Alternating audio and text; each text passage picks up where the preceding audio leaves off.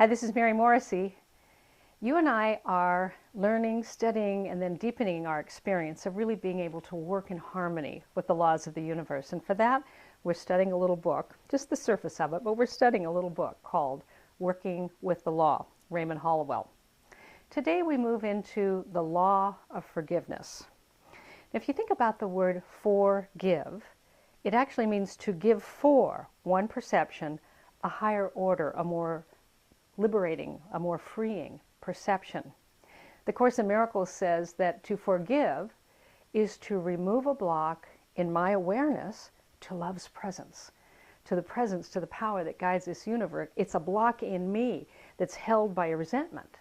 Now, the Buddha said once that resentment is like picking up a hot coal, meaning to throw it at someone else. Meanwhile, the person who picks it up is the person who gets most burned.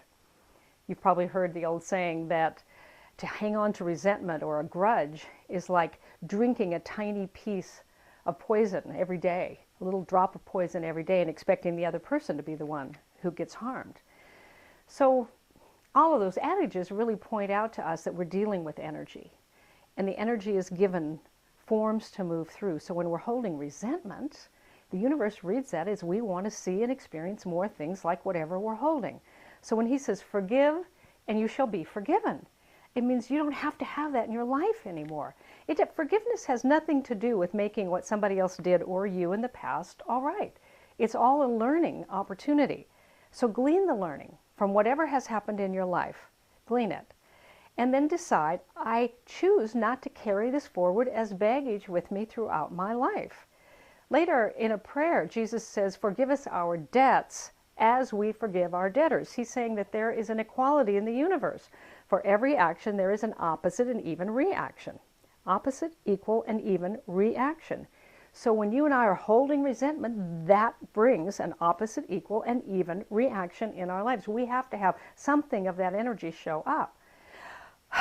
But when we forgive, we give for that perception, look what you did to me, or look what I did to you. We're holding debt on one another, on ourselves. We open it up. And we say, I'm going to take the learning that's happened in my life, and I ask myself, would I put myself in that same circumstance? Would I do exactly the same thing again?